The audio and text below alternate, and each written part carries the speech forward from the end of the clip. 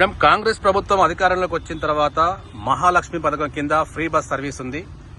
గృహజ్యోతి కింద zero bill అంటే 200 units వరకు ఫ్రీ కరెంటు, 500 రూపాయలకి గ్యాస్ సిలిండర్.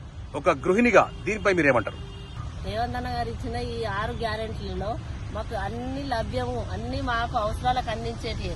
ఇలా ఏముందంటే ఇప్పటి వరకు బస్సు పిల్లలు ఇద్దరు తీసుకొని పోయి ఎక్కి 4 టికెట్లు పెట్టేకండి పెట్టుడు కంటే పెట్టాలన్న దానికంటే మనం ఇక్కడికి పోవాలంటే బస్ ఛార్జీలు ఏం పెడతాం, ఇంకా అక్కడికి ఇక్కడికన్నా అవసరాలకు పోవాలన్నా కూడా ఏమవుతుందంటే ఎక్కుడు దిగుడు ఛార్జీలు టికెట్లు కాకుండా అవసరాల కన్నా పోయేటట్టుండదు. ఇంకొకటి ఏంటిదంటే కరెంటు బిల్లు అనేది మాకైతే చాలా వండర్. కరెంటు బిల్లు, గ్యాస్ అనేటివి అయితే ఇవి చాలా అవసరాలు, అధిక అవసరాలు. బస్సు అయినా మన అవసరం ఉంటే పోతామో పోమో తెలియదు, కానీ కరెంట్ అనేది మాత్రం ఇప్పటికి నిత్య అవసరం.